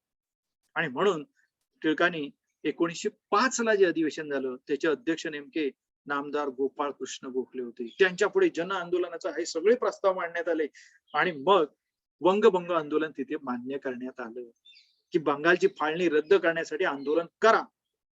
हा निर्णय काँग्रेसमध्ये पास झाला. आता पुढचं वर्ष आलं ते म्हणजे 1906. 1906 मध्ये पुन्हा टिळकाने आता या असं काहीतरी करायचं की ज्याच्यामध्ये जहालच विचार उरले पाहिजे, देशभर स्वातंत्र्याचं वेळ लागलं पाहिजे, लोकांना अन्यायाविरुद्ध चीड निर्माण झाली पाहिजे, असंतोष माजला पाहिजे, तीव्र आंदोलन झालं पाहिजे. हे इतकं वाटत होतं की त्याच्यासाठी प्रथम काँग्रेस आपल्या हातात आलं पाहिजे. ते सगळं जहालांचं बनलं पाहिजे, जहाल विचारवादी पाहिजेत, असे शांततावादी नाही चालणार असं त्यांना वाटत होतं. आणि म्हणून त्यांनी काँग्रेस ताब्यात घेण्याचा प्रयत्न केला. परंतु 1906 मध्ये एक इंग्लंड मधून नुकतेच आले होते असे दादाभाई नौरोजी, हे पितामह, त्यांना सगळे आपण राष्ट्रपिता गांधींना म्हणतो, पण आजोबा कोणाला म्हणतो माहितीये का? पितामह दादाभाई नौरोजी. आता आजोबा चाले म्हटल्यावर काय, मवाळ्यांनी काय केलं, या आजोबांनाच म्हणजे पितामह दादाभाई नौरोजी यांनाच काँग्रेसचे अध्यक्ष बनवले. त्यामुळे जहाल सगळे शांत झाले. आता यांच्या पुढे कोण बोलणार, भले ते मवाळ आहेत पण तेच अध्यक्ष सगळ्यांना मान्य झाले. आणि मग मोठा चमत्कार झाला ना, व्यासपीठावरती जहालांना शंका होती, आता हे मवाळवादी काय करणार, त्यांचे अध्यक्ष काय बोलणार, आमची तर मतं वेगळी आहेत, आम्हाला स्वराज्य पाहिजे, आम्हाला स्वदेशी पाहिजे, आम्हाला राष्ट्रभाषा पाहिजे, बरोबर आम्ही बहिष्कार करतो, हे सगळंच पाहिजे, पण हे काय देणार. हे तर म्हणतात ब्रिटिशांचंच खरं, त्यांच्याकडून सगळ्या आपण हळूहळू विनंत्या करू आणि मान्य करून घेऊ. पण घडलं उलटच. 1906च्या अधिवेशनात दादाभाई नौरोजी भाषणाला उभे राहिले आणि पहिला शब्द ते म्हणाले स्वराज्य. टाळ्यांचा कडकडाट, गडगडाट आणि सगळ्यांना एवढा आनंदाचं भरत आलं की मवाळ नेता स्वराज्य म्हणतोय. एवढंच म्हटलं नाही, मी तरुण असतो तर मी सुद्धा तुमच्या एवढेच अजून प्रयत्न केले असते स्वतः. आणि एवढंच नाही तर पुढे जाऊन ते म्हणे नेटाने प्रयत्न करा, सगळ्यांनी एकत्र आहे आणि स्वराज्य मिळवण्याचा प्रयत्न करा. एवढंच नाही तर स्वदेशी सुद्धा प्रत्येकाला महत्वाचे. स्वदेशी सोपं नाहीये, स्वतःचा माल स्वतः तयार करायला लागेल, मनुष्यबळ एकत्र आणा, भांडवल आणा, सामग्री आणा, सगळी साधन सामुग्री एकत्र करा, पण स्वदेशीच. आणि त्याच्या पुढे जाऊन दादाभाई नौरोजी तर असे म्हणाले की नुसता बहिष्कार नाही, बहिष्कार मालावरच नाही, हळूहळू ब्रिटिशांच्या राजवटीला पण बहिष्कार करा. जहाल आणि टाळ्यांचा कडकडाट केला, टाळ्यांचा का, कारण त्यांना हेच तर म्हणायचं होतं. आणि चतुसूत्री पास झाली. त्या काँग्रेसच्या अधिवेशनामध्ये चतुसूत्री सुद्धा पास झाली आणि काँग्रेसचं अधिवेशन एकतऱ्हेने जिंकल्यासारखंच झालं. आता आणखीन या आंदोलनाला धार चढली. आता तर काही कठीणच नव्हतं, सगळ्या देशभर एकच आंदोलन आणि वंगभंग आंदोलन. आणि नाईलाज असतो शेवटी त्या लॉर्ड कर्झनने जी बंगालची फाळणी केली होती ती अक्षरशः ब्रिटिशांना सोडून द्यावी लागली आणि बंगाल एक करावा लागला. एवढा मोठा विजय सोपं होतं का ते? ब्रिटिशांना नमले ब्रिटिश. एवढंच नाही तर कलकत्त्याची राजधानी पण गुंडाळून टाकली त्यांनी. आतापर्यंत देशाची राजधानी कलकत्ता होती ब्रिटिशांची, ती हलवली आणि तिथून लेखाची दिल्लीत गेली आणि दिल्लीमध्ये त्यांनी नवीन राजधानी सुरू केली. ब्रिटिशांनी नवीन राजधानी दिल्लीत हलवली कारण हे इथे असुरक्षित वाटायला लागलं. एवढं मोठं आंदोलन तीव्र या बंगालमध्ये सुरू झालं होतं आणि आता मवाळ तर सोडून द्या, जहाल तर सोडून द्या, तिथे आता जास्त क्रांतिकारकच तयार झाले. परिणाम ब्रिटिशांनी खुद्द राजधानी सुद्धा हलवली. अशा तऱ्हेने बाळांनो हे एवढं मोठं तीव्र आंदोलन होतं की आता ब्रिटिशांनी ठरवलं की आता यांच्यावरती एकच उपाय आहे, जर असं झालं तर यांना स्वराज्य द्यावं लागेल, त्याच्यापेक्षा प्रचंड दडपशाही करायची, खूप अन्याय करायचा. किती अन्याय करायचा, सहन होणार नाही इतका. आणि म्हणून त्यांनी बंगालमधली सगळी वृत्तपत्र बंद करून टाकली, बंगालमधले छापखाने सगळे जप्त करून टाकले, तिथल्या माणसांना, तरुण माणसांना सोडून द्या, मुलांना सुद्धा चापकाचे फटके द्यायला सुरुवात केली, सगळ्यांना कैदेत टाकायला सुरुवात केली धडाधड. आणि आंदोलन जर वेळी चिरडलं नाही तर हे अजून अजून काय करतील, शेवटी स्वराज्य खेचून घेतील. त्याच्याऐवजी आता काहीतरी केलंच पाहिजे आणि म्हणून ब्रिटिशांनी दडपशाही सुरू केली. ही दडपशाही इतकी भयानक होती की सगळे जे लेखक होते, लिहिणारे वृत्तपत्र, संपादक होते, वृत्तपत्र काढणारे, या सगळ्यांना तुरुंगात टाकले. जो विरोधात जाईल त्याला तुरुंगात. एवढंच कशाला, खुद्द लोकमान्य टिळकांवरतीच राजद्रोहाचा खटला सुरू झाला. आणि राजद्रोह म्हणजे साधा सुद्धा नाही, या ह्यांना तडीपार करायचं, हद्दपार करायचं, देशाच्या बाहेर हाकलायचं, असं ब्रिटिशांनी पणच केला. आणि म्हणून टिळकांच्या विरुद्ध खटला उभा राहिला. कितीतरी वकील तयार होते, पण टिळकांनी सांगितलं मी स्वतःच वकील आहे. 3 दिवस ब्रिटिशांच्या विरोधात टिळकांनी हा लढा एवढा लढला आणि त्या न्यायासनासमोर त्याने आपली बाजू एवढी भक्कमपणे मांडली. पण एक मात्र नक्की सांगितलं, हो मी स्वराज्य मागतो, माझं देशावर प्रेम आहे, हा जर गुन्हा असेल तर तुम्ही पुन्हा पुन्हा करणार. आणि मला इथे जर न्याय मिळणार नसेल तर एक मात्र न्यायालय वरती असं आहे की त्या ठिकाणी मी राष्ट्रप्रेमी म्हणूनच गौरविला जाईल. ठामपणे ते बोलले. पण टिळकांना माहिती होतं आपली सजा ठरलेली आहे, कारण ब्रिटिशांनी आपल्याला गुन्हेगार ठरवलंच आहे आणि सजा पण ठरवलेली आहे. आणि म्हणून त्यांना 6 वर्षाची अतिशय सश्रम कारावासाची शिक्षा झाली आणि त्यांना भारताच्या बाहेर ब्रह्मदेशात मंडालेच्या तुरुंगात ठेवलं. आता ब्रिटिशांना माहिती होतं हे काही एकटे नाहीत, त्यांची बरीचशी अशी माणसं तयार झालेली आहेत. लाला लजपत राय आहेत, योगी अरविंद घोष आहेत, बिपिनचंद्र पाल आहेत, कितीतरी जण सगळे जालवादिस्त तयार झालेत आता. आणि म्हणून ब्रिटिशांनी त्या लाला लजपत राय यांना पण तडीपार केलं, योगी अरविंद घोष यांना कैदेत टाकलं, बिपिनचंद्र पाल यांना पण कैदेची शिक्षा केली. म्हणजे कोणी बाहेर राहिलंच नाही, सगळ्यांना कैदेत. किती भयानक. आता करणार काय?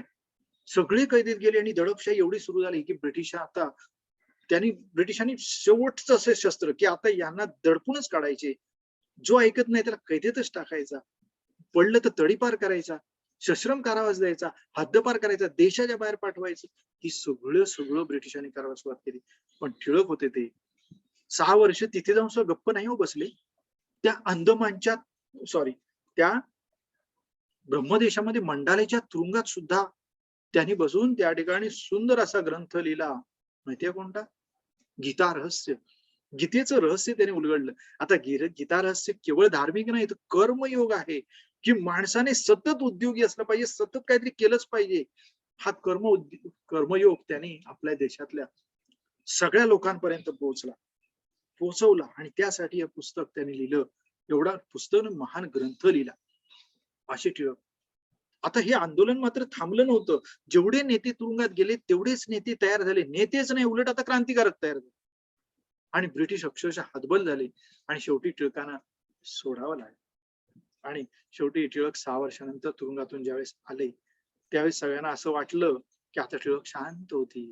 ब्रिटिश म्हटले आता कसं आपण सगळ्यांना दडपलेलं आहे, त्यामुळे आता सगळं वातावरण शांत होईल. परंतु नाही हो.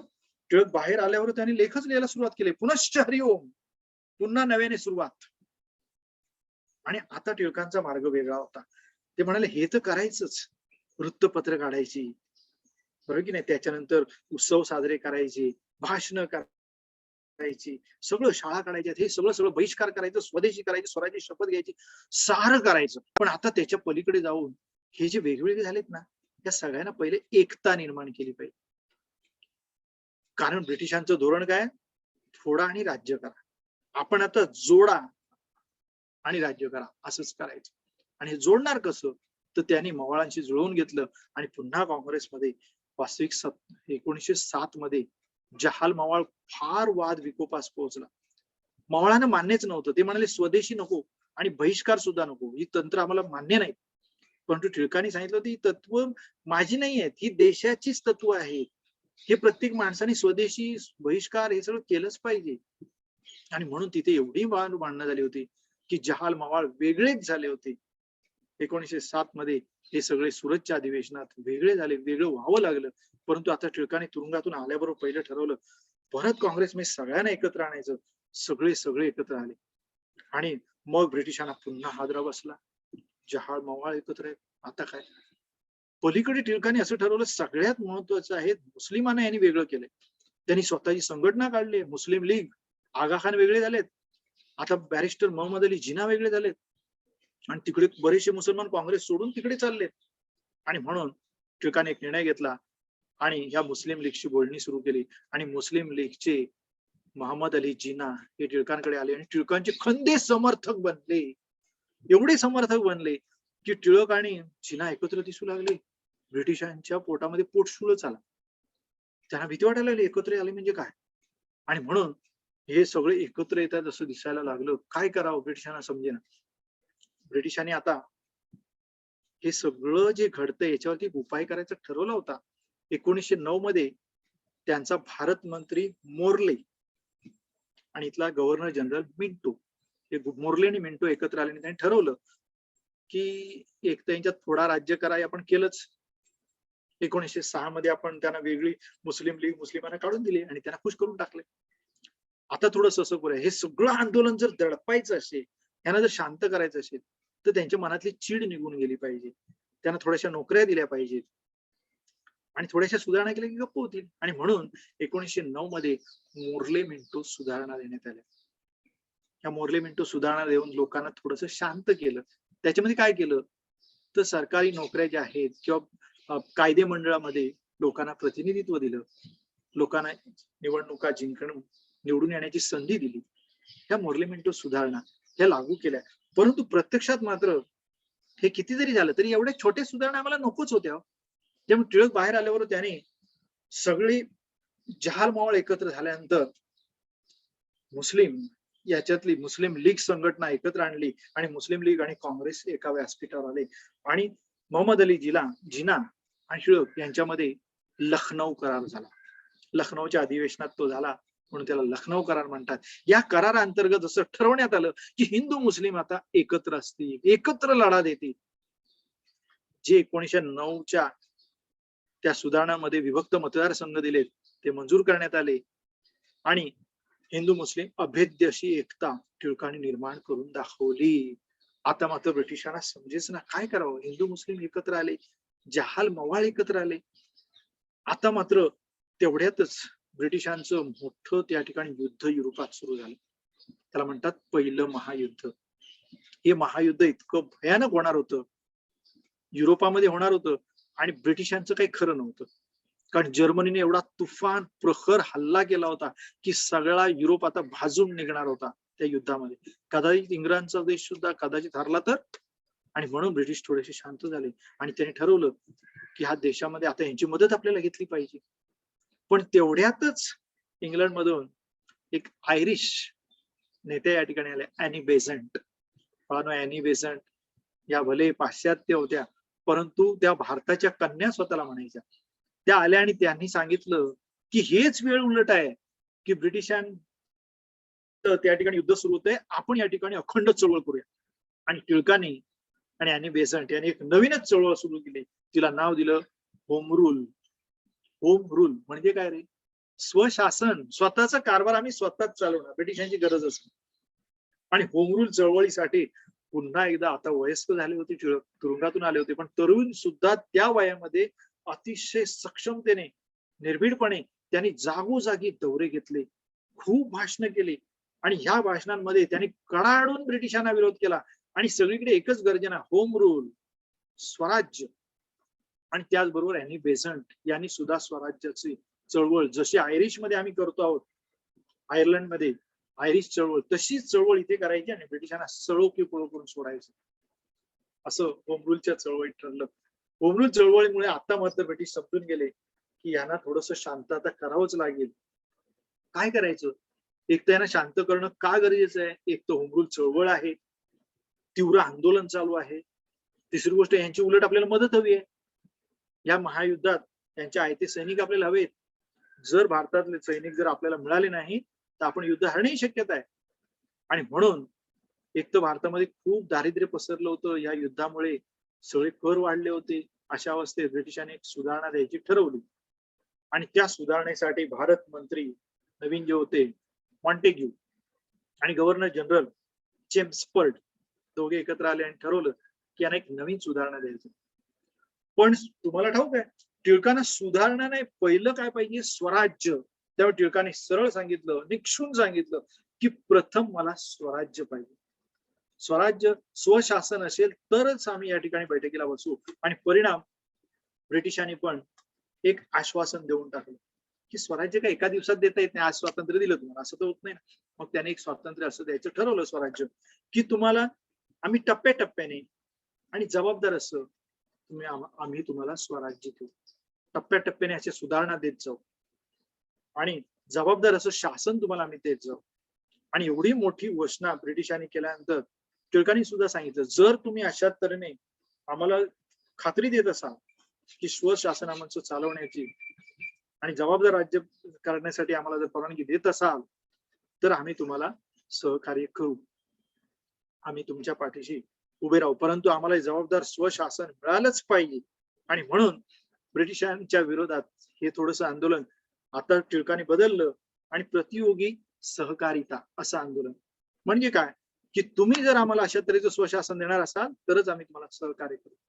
आणि मग थोडीशी तडजोड झाल्यानंतर मॉन्टेग्यू चेम्सफर्ड यांनी नवीन सुधारणा जाहीर केल्या आणि त्या सुधारणा जाहीर करण्याची आता घोषणा झाली. ब्रिटिशांनी आपली सगळी मदत घेतली आणि आपले हजारो सैनिक, हजारो नव्हे लाखांच्या सैनिक आपले सगळे ब्रिटिशांनी आपल्या देशाची मदत घेतली, आपले सैनिक घेतले आणि त्या पहिल्या महायुद्धामध्ये त्यांचा उपयोग करून घेतला आणि एवढं घनघोर युद्ध झालं. आणि या युद्धामध्ये ब्रिटिश जिंकले. कोणामुळे? आपल्यामुळे, आपल्या सैनिकांमुळे.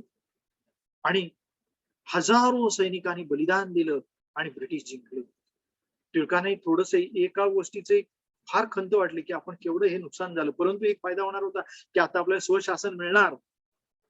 पण 26 जानेवारीला तुम्ही इंडिया गेट पाहिलाय का? पाहिला असेल तर, नसेल तर नक्की पहा. इंडिया गेट, ज्या ठिकाणी त्या इंडिया गेट मधून आपलं सैन्य येतं, परेड संचलन चालू होतं, तो इंडिया गेट आहे ना, तो त्याच्यासाठी उभारला गेलाय. आपल्या हजारो लोकांनी, सैनिकांनी या ब्रिटिशांसाठी बलिदान दिलं आणि पहिलं महायुद्ध जिंकून दाखवलं. आता मात्र सगळ्यांची नजर लागली होती की ब्रिटिश आपल्याला काय करणार? शासन देणार, स्वशासन देणार. आणि म्हणून 1909 मध्ये या ठिकाणी मॉन्टेग्यू चेम्सफर्ड नावाच्या सुधारणा दिल्या.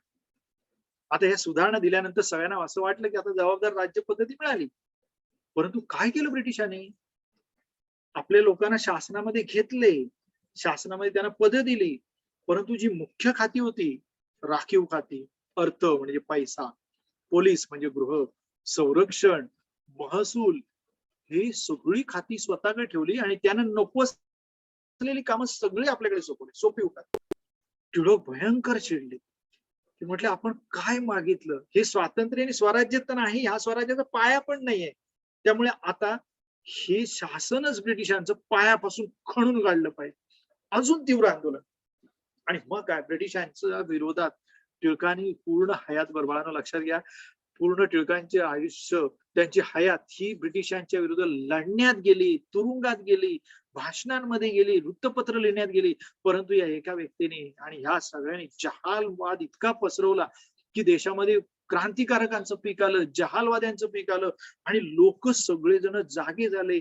जन आंदोलन जे आजपर्यंत आपल्याला दिसतात की देशासाठी काय केलं पाहिजे हे प्रत्येक माणसाला समजायला लागलं. चळवळी सुरू झाल्या, तीव्र लढे सुरू झाले आणि घराघरातून लोक देशासाठी बाहेर पडू लागले. असं तऱ्हेने स्वातंत्र्याचं प्रचंड आंदोलन करणारे हे जे टिळक होते त्यांनी एक मात्र नक्की केलं होतं की ब्रिटिशांच्या विरुद्ध भयंकर चीड, अन्यायाविरुद्ध जबरदस्त असंतोष. त्यामुळे ब्रिटिशांचा जो व्हॅलेंटाईन चिरोल होता त्याने आपल्या ग्रंथातच लिहून टाकलं, ह्या सगळ्या असंतोषाचे जे बाप कोण आहेत ना, ते टिळक आहेत. इंग्रजीमध्ये the father of unrest in India, भारतीय असंतोषाचे जनक. पण टिळकांनी ही सुद्धा पदवी आजपर्यंत आपण मिळवली आहे टिळकांसाठी. कोणती? टिळक म्हणजे भारतीय असंतोषाचे जनक. बाळांनो, या जनकामुळेच, या भारताच्या महान राष्ट्रीय नेत्यामुळेच आपण या ठिकाणी तयार झालो. कितीतरी क्रांतिकारक तयार झाले. सावरकर इंग्लंडमध्ये जाऊन लढले. श्यामजी कृष्ण वर्मा यांनी इंडिया हाऊस जाऊन काढलं. कुठे? खुद्द इंग्लंडमध्ये जाऊन क्रांतिकारकांची संघटना स्थापन करून टाकली. लाला हरदयाळ हे अमेरिकेत जाऊन त्यांनी स्वतःची संघटना स्थापन केली. ते पांडुरंग खानकोजे अमेरिकेत जाऊन महान क्रांतिकारक बनले. हे बहुतेक सगळे जण टिळकांपासून प्रेरणा घेणारे होते. खुद्द लाला लजपतराय याने लाहोरमध्ये या ठिकाणी विद्यापीठ स्थापन केलं होतं, टिळक पॉलिटिक्स अशा स्वरूपाचं. म्हणजे टिळक आता देश व्यापून गेले होते. आणि अशा तऱ्हेने 1920 पर्यंत, 1 ऑगस्ट पर्यंत हा लढा तीव्र असा लढा झाला. आणि म्हणूनच आपल्याला स्वातंत्र्य जवळ येऊ लागलं, चळवळीला जोर चढू लागला आणि ज्यामुळे आपण स्वातंत्र्य प्राप्त करू शकलो. बाळांनो, नाहीतर हे वातावरण तयार करणं एवढं सोपं नसतं. उभी हयात त्याच्यासाठी कोणीतरी खर्ची घालवावी लागते आणि हा स्वातंत्र्य लढा तुम्ही नक्की जर अभ्यास केलात तर तुमच्या लक्षात येईल की कशा तऱ्हेने हा लढा पार केला गेला. आपण बघूया आता हा स्वातंत्र्य लढ्याचं ही माहिती आपण आता पाहणार आहोत. बघा, हे जन आंदोलन आपण पाहिलं. जन आंदोलन नंतर हे पेपर्स लिहिलेले पाहिले, केसरी, वर्तमानपत्र, वृत्तपत्र लिहिली. त्यानंतर ही तिघांनी मिळून न्यू इंग्लिश स्कूलची स्थापना केली. हे न्यू इंग्लिश स्कूल दिसतंय बाळांनो, पुण्यामध्ये आहे, नक्की बघा. त्याच्यानंतर शिवजयंती सुरू उत्सव केला. त्यानंतर गणेशोत्सव सुरू केला. त्यानंतर हे पहा, टिळकांच्या बाजूला कोण उभे दिसत आहेत का? हे आहेत आपले सावरकर, विनायक दामोदर. हा हा, जहालानी काय काय केलं आपण हे सगळं बघितलंच. हे पहा, हे सगळं केलेलं पाहिले. हे सुंदर लढे, तीव्र व्यापक स्वातंत्र्य आंदोलन केलं, व्यापक जन आंदोलन केलं, राजकीय जागृतीसाठी, वृत्तपत्रे, स्वभाषा संस्कृतीसाठी नवीन पिढी निर्माण करणारं राष्ट्रीय शिक्षण दिलं, राष्ट्रपुरुषांच्या कार्यातून जनतेच्या प्रेरणेसाठी उत्सव सुरू केले, अन्यायास विरोध करण्यासाठी प्लेगच्या साथीमध्ये भूमिका घेतली, वंगभंग आंदोलन केलं, उमरूल चळवळ केली, हिंदू मुस्लिम एकता निर्माण करण्यासाठी लखनौ करार केला, प्रतियोगी सहकारिता केला. बापरे, जसं मला तर असं वाटतं की एखादी आपण अष्टभुजा देवी बघतो ना, की जिथे कितीतरी हात असतात, अशा तऱ्हेने या जहालाने ही वेगवेगळ्या हाताने वेगवेगळी शस्त्र तयार केली आणि ही वेगवेगळ्या शस्त्रांनी असा लढा दिला. आणि या लढ्यामध्ये हे पहा, स्वतः टिळक कसे उतरले दिसत आहेत. हे आपण मगाशी पाहिलं. पुन्हा एकदा पहा की हे वृत्तपत्र जळजळीत सुरू केली, न्यू इंग्लिश स्कूल स्थापन केली आहे. ही शाळा नक्की जाऊन पुण्याला बघा, न्यू इंग्लिश स्कूल. त्यानंतर हे उत्सव सुरू केले. आजही उत्सव आपण हे करतो उत्साहाने, परंतु आज उत्सवांचं बाळानं स्वरूप बदललंय. आपल्याला ते परत एकदा बदलायला पाहिजे. हे पहा, स्वतः कोण दिसतायत? त्या टिळकांच्या बाजूला उभे असलेले स्वातंत्र्यवीर सावरकर काय करतायत? स्वदेशीचा स्वीकार आणि परदेशी मालावर बहिष्कार टाकतायत. होळी पेटली आहे तिथे परदेशी मालाची. आणि हेच ते चाफेकर बंधू, दामोदर चाफेकर, वासुदेव चाफेकर, बाळकृष्ण चाफेकर यांनी बलिदान केलं. आणि हे बलिदान करत असताना टिळकांनी जे लेख लिहिले आपण पाहिले, सरकारचे डोके ठिकाणावर आहे का, राज्य करणे म्हणजे सूड उगवणे नव्हे. आणि याच 2 लेखांमुळे त्यांना सजा झाली. राष्ट्रद्रोहाचा खटला त्यांच्यावरती लागू करण्यात आला. आणि हे टिळकांवरती 6 वर्षाची ज्यावेळेस सजा झाली आणि ज्यावेळेस शिक्षा म्हणून त्यांना मंडालेच्या तुरुंगात ठेवण्यात आलं, त्यावेळेस हे पहा, टिळक स्वतः अहोरात्र मेहनत घेऊन हा स्वतः खटला लढत होते. परंतु शेवटी ब्रिटिशांनी त्यांना कैदेत टाकलंच. कोण आहे? डॅनी बेझंट. या पाश्चात्य असून देखील त्यांनी टिळकांच्या बरोबरीने या ठिकाणी चळवळ सुरू केली. होम रूल, स्वशासन. आयरिश होत्या त्या, पण त्या स्वतःला भारताच्या कन्या मोठ्या अभिमानाने म्हणवून घ्यायच्या. हा मोठा लढा होम रूलचा त्यांनी देखील उभारला होता. त्यानंतर गीता रहस्य हा ग्रंथ हा तुरुंगामध्ये राहून मंडालेच्या तुरुंगात टिळकाने लिहिला आणि कर्मयोगाची शिकवण तिथे राहून सुद्धा लोकांना दिली. अभूतपूर्व असं एकतेचं दर्शन तिथून आल्यानंतर लखनौ करारमध्ये केलं. हे सगळं आपण पाहिलं.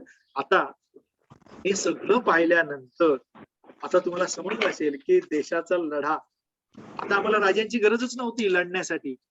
आता आम्हाला सैनिक आमच्या पाठीशी नव्हतेच, कारण सैनिक राजांकडे आणि सैनिक राजांकडे होते, सैनिक इंग्रजांकडे होते. आमच्याकडे कुठे सैनिक होते?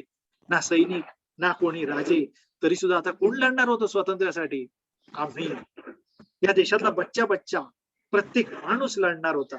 आणि ते लढण्याची युक्ती आणि ते लढण्याची शिकवण, ते आंदोलन हे या जहालाने घराघरापर्यंत पोहोचवण्याचं कार्य केलं. आपण त्यांचे सदैव ऋणी राहिलं पाहिजे. समजले बाळांनो तुम्हाला सगळ्यांना हे कार्य? जर समजलं असेल तर तुम्हाला एक छोटासा प्रश्न आता मी विचारत आहे. बघूया परत एकदा आपण हे एकदाच बघूया परत की काय काय या काळात कार्य झालं. जहालाने काय काय कार्य केलं? तीव्र स्वातंत्र्याची चळवळ केली, व्यापक जन आंदोलन केलं, राजकीय जागृतीसाठी केसरी, मराठा, अमृत बाजार पत्रिका अशी वृत्तपत्रिका काढली, तो भाषा स्वसंस्कृती विषयी आस्था बाळगणारी पिढी निर्माण करण्यासाठी राष्ट्रीय शिक्षण घेतलं, राष्ट्रपुरुषांच्या कार्यातून जनतेच्या प्रेरणेसाठी उत्सव सुरू केले, अन्यायाला विरोध केला, वंगभंग आंदोलनात साथ दिली, चळवळ सुरू केली, हिंदू मुस्लिम एकता केली, प्रतियोगी सहकारिता केली. हे सगळं केलं. हा सगळा लढा आपण हा क्रमाने अशा तऱ्हेने पाहत गेलो. आता मला तुमच्याकडून अपेक्षा आहे, तुम्हाला किती समजलं हे आता आपण पाहूया. तुम्हाला किती समजलं हे मला सहज समजणार आहे, कारण एक छोट्याशा प्रश्नाचं तुम्ही सुंदर उत्तर देणार आहात आणि मला खात्री आहे की तुम्हाला हे येणारच. सर्वप्रथम आपण ह्या सर्व स्वातंत्र्यवीरांना आणि या स्वातंत्र्य लढ्यासाठी रान पेटवणाऱ्या सर्वांना आपण वंदन करूया आणि आपण या प्रश्नाकडे पाहूया. आज जरी आपण स्वतंत्र देशात वावरत असलो तरी भारताच्या स्वातंत्र्य चळवळीत उपयोगात आणलेल्या विविध उपायांचा तुम्ही आजही कसा वापर करू शकाल? पुन्हा एकदा प्रश्न आहे का? आता तुम्हाला जन आंदोलन किंवा आता तुम्हाला स्वातंत्र्य मिळवायचं आहे का? नाही, आपण आता स्वतंत्र देशात आहोत. मग आता स्वतंत्र देशामध्ये असल्यानंतर त्या आपण एवढ्या चळवळी बघितल्या, जे आपण उपाय बघितले स्वातंत्र्यासाठी, त्या उपायांचा आज तुम्ही उपयोग करणार का हो? करणार असाल तर कशासाठी करणार, कसा कराल सांगा? चला बघूया कोण उत्तर देत. स्वातंत्र्य लढ्यात जे जे उपाय आपण पाहिले त्यांचा उपयोग तुम्ही आता कसा कराल? कोण उत्तर देते बघूया. चला द्या उत्तर. कोणत्या लढ्याचा, कोणत्या उपायाचा उपयोग तुम्ही आज कराल आणि कसा कराल? कोण सांगते बाळांनो? हा बोला. हा सार्थक बोला. हा ऋग्वेद बाळा सांगणार. आता वेगवेगळे सर उपाय. मवाळ समाजाचा. हा मवाळ समाजाचा. बर, काय उपाय करणार आपण? सर शांततेसाठी. अरे वा, शांततेसाठी मवाळ धोरण आता उपयोगाचं येईल, कारण आता आपल्याला लढायचं नाही. ओके ठीक आहे. अजून? शाबाश शाबाश, शांतता निर्माण करू आपण आता, सरकारकडून आपण मान्य करून घेऊ. शाबाश, फार सुंदर उत्तर. अजून कोण सांगेल काय करता येईल उपाय? हे सगळे जे लढे पाहिले आपण, वेगवेगळे उपाय पाहिले, बहिष्कार, तंत्र पाहिले आपण सगळे, स्वदेशी, वृत्तपत्र. चला दोघांच्या हातवरती आहेत. कोण आपण त्यांच्याकडून शिकून घेणार की कसं आपण केलं पाहिजे. आपण आपल्या देशासाठी खूप मेहनत केली पाहिजे. आपला देश आपलाच आहे, दुसऱ्यांच्या हाती नसला पाहिजे, हे सगळं शिकून घेणार. अगदी बरोबर. आपण राष्ट्रीय शिक्षण एक तंत्र महत्वाचं आहे. आपण आता स्वतःचं शिक्षण जे आहे याच्यामधून आपण स्वतःचा विकास केला पाहिजे. पुन्हा आपला देश गुलाम होणार नाही असे प्रयत्न केले पाहिजे. अतिशय सुंदर उत्तर. अजून कोणाला काय सांगायचंय? कोणता उपाय अजून काय कराल तुम्ही? चला अजून मी थोडासा क्लू देतो. उत्सव आहेत. उत्सव कोणते? आपण शिवजयंती पाहिले, आता तर कितीतरी उत्सव आहेत. त्यांचा उपयोग कसा करून घ्या? सर आपण नाही का शिवजयंती, गणेश उत्सव यापासून आपल्या समाजातील काही त्यांच्या त्या जे उत्सव आहेत त्याच्यात आपण त्याच्या काय कामासाठी ते आपण उत्सव साजरे करायचे सांगितले होते लोकमान्य टिळकांनी. आपण ते न करता आपण तिथं काही वेगळे करतो आहोत. हा, अरे वा, सुंदर उत्तर. मग काय केलं पाहिजे? तिथं आपण लोकमान्य टिळकांनी तिथं भाषण केले. त्यांनी तिथं सर्व भारतीयांना एकत्र येऊन जनजागृती करण्यासाठी तिथं उत्सव केले आणि आपण आता त्याचा उपयोग नाही करत. मग आपण काय केलं पाहिजे? काय करायचं मग? काय करू शकतो? मला छान सुंदर उत्तर दिलं. अगदी बरोबर की त्या उत्सवांचा आपण चांगला उपयोग करू शकतो. जनजागृती त्याने शब्द वापरला बघा, की टिळकांनी हा उत्सव कशासाठी सुरू केले? सगळे जनजागृती. प्रत्येक उत्सवामधून तुम्ही जनजागृती केली पाहिजे. फार सुंदर उत्तर. अजून काय? अजून कोणाला काय करता येईल सांगा? वृत्तपत्र आहेत, त्या वृत्तपत्रामधून लोकांना आपल्या आधुनिक विचार सगळे पेरले पाहिजेत, बरोबर की नाही? त्यांचं स्वदेशी, स्वभाषा यांचा अभिमान, स्वसंस्कृतीचा अभिमान बाळगला पाहिजे. हा, अजून कोणा दोघांना बोलायचंय? बोला बरं. छान उत्तर आहे, बोला. सर वृत्तपत्रामधून आपण म्हणजे असं आपण हे पण करू शकतो की म्हणजे पूर्ण देशाला म्हणजे सांगू शकतो त्यांच्यासारखं, म्हणजे लोकमान्य टिळकांनी जसे वृत्तपत्र काढले तसंच कोणतरी काढावं आणि लोकांमध्ये असं म्हणजे जातींचा भेदभाव न करावा असं अरे वृत्तपत्र वा, काढावं. सुंदर सुंदर. असं वृत्तपत्र काढावं. म्हणजे याने लाखात एक उत्तर दिलं की राष्ट्रीय सभा कशी सुरू झाली होती की वंश, धर्म, जात भेद सगळं दूर करा. तशा तऱ्हेने अशी वृत्तपत्र काढा की ज्याच्यामध्ये जातीभेद, धर्मभेद, सगळे वंशभेद, प्रांतभेद सगळे विसरून गेले पाहिजेत. अशा तऱ्हेचं वृत्तपत्रामधून लेखन झालं पाहिजे. अशा तऱ्हेची नवनवीन वृत्तपत्र काढली पाहिजेत. किती सुंदर उत्तर. अजून? वा वा. काय बळा नाव तुझं? फारच सुंदर उत्तर दिलं. वा वा. आणखीन कोणाला बोलायचं आहे? अजून काय करता येईल? वृत्तपत्र तिने सांगितलं, एकाने उत्सवाचं सांगितलं. अजून काय करता येईल? हा, आता सुद्धा आपण चळवळी करू शकतो चांगल्यासाठी, बरोबर की नाही? चांगले विचार पेरण्यासाठी, चांगलं काय ते देशामध्ये नवीन घडवण्यासाठी. बरोबर. तर फार सुंदर उत्तर दिलेलं आहे. खूपच धन्यवाद. आणि बाळांनो, पुढचा आता महत्वाचा गृहपाठाकडे आपण वळत आहोत. तुम्हाला घरचा अभ्यास पाहिजे ना? घरचा अभ्यास पण तुम्हाला नक्कीच आवडेल. काय हो करूया सर बघूया? पाहिजे. अरे वा, बघूया घरचा अभ्यास मला नक्की आवडेल. बघा काय तो. भारताच्या स्वातंत्र्य चळवळीत अपूर्व योगदान दिलेल्या नेत्यांची चित्र, प्रसंगचित्र आणि माहिती जमा करून त्याचा छान प्रकल्प तयार करा आणि त्या समर्पक असे नाव द्या. आता याच्यामध्ये काय करायचंय? नेत्यांची चित्र, प्रसंगचित्र, स्वातंत्र्य चळवळीची सगळी चित्र जमा करायची आणि तुम्ही एक छान विषय ठरवायचा आणि त्या विषयाला अनुरूप असा प्रकल्प तयार करायचा, त्याला छान नाव द्यायचं आणि तो प्रकल्प आपल्या शिक्षकांकडे सादर करायचा आहे. तुम्हाला प्रकल्प असतो ना दरवर्षी, पण दरवर्षी आपण काय करतो? कुठे स्टिकर कुठून तरी आणतो आणि चिकटवून काहीतरी देतो, असं नाही. तर या ठिकाणी तुम्ही स्वतः स्वातंत्र्य चळवळीचा हा प्रकल्प आपण तयार करणार आहोत. जमेल सगळ्यांना? आवडलं सगळ्यांना? जमणार सगळ्यांना? करणार आहे? हा गायत्री, आपण काय म्हणायचंय? हो सर जमेल. बरं बाळांनो, आता शेवटी न राहून एक प्रश्न आता विचारतो. तुम्हाला काय यातून शिकायला मिळालं? या सगळ्या लढ्यातून तुम्हाला काय वाटतं? तुम्हाला काय शिकायला मिळालं? काय ते नवीन? बोला. सर, लोकमान्य टिळकांनी हार नाही मानली. हा. त्यांच्याकडून ही शिक मिळते की कधीच हार नाही मानायची. हा, अन्यायाविरुद्ध कधीच हार मानायची नाही. बरोबर. अजून कोणाला काय म्हणायचे? 5-5 जणांच्या हात वरती आहेत. बोला.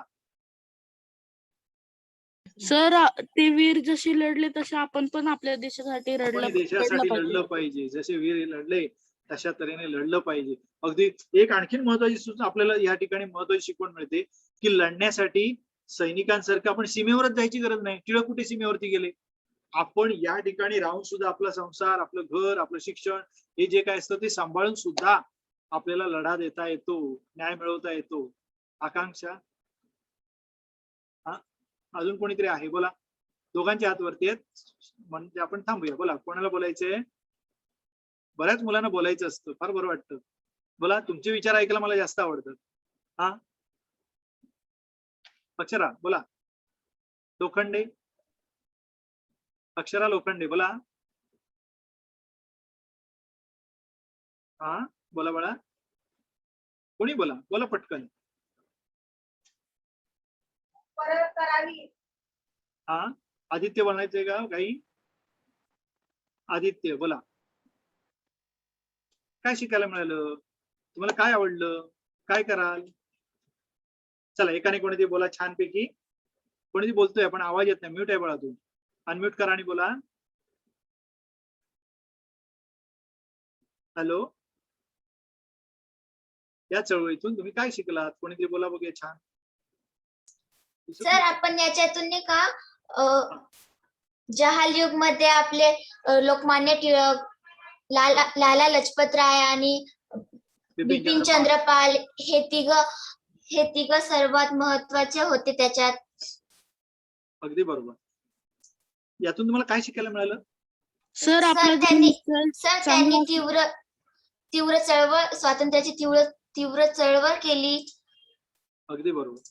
मग आपण काय केलं पाहिजे? हा आरुष, आपण काय केलं पाहिजे? तर जर आपला निश्चय दृढ असेल तर मग आपण काही करू शकतो, ही शिकवण मिळाली. अगदी सुंदर सुंदर. दृढ निश्चय टिळकांसारखा जर असेल, बरोबर की नाही, मिळवणारच अशा तऱ्हेचा आपला दृढ निश्चय करणं, हे देखील आपण शिकलो. बाळांनो, खूप खूप धन्यवाद. खूप चांगल्या तऱ्हेने तुम्ही प्रतिसाद दिला आणि तुमच्या या उत्तरातून समजतं की तुम्हाला हे समजलंय आणि तुमच्यामध्ये ते रुजलंय. बाळांनो, हे केवळ ऐकण्यासाठी नसतं, तर हे समजून घेणं आणि तसं वागणं, इतिहास हा आपल्या मनामध्ये रुजवायचा असतो आणि त्याच्या तऱ्हेने वागायचं असतं. शेवटची संधी आपण देऊया गायत्रीला. हा गायत्री, काय म्हणायचंय तुला बाळा? सर, आपण नाही का या धड्यामधून आपण हे पण समजलो की आपण आपली जी स्वतःची जी मातृभूमी आहे, जसे की आपले दादाभाई नौरोजी त्यांनी दुसऱ्या देशात जाऊन तिकडून निवडून आले. आपण असे पण करू शकतो की आपल्या दुसऱ्या देशात जाऊन पण आपण तिकडचे कायदे करू शकतो, काही बनू शकतो.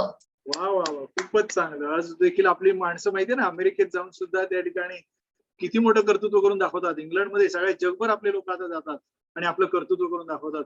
आपण आपल्या देशातच काय, तिने तर सुंदरच उत्तर दिलं, आपण जगभरात जाऊन आपण त्या देशांचा सुद्धा कारभार चालवू शकतो, तिकडे सुद्धा आपण कर्तृत्व करून दाखवू शकतो. अतिशय सुंदर उत्तरानंतर आपण आता इथे थांबूया. धन्यवाद. आणि आपण पाहू या ठिकाणी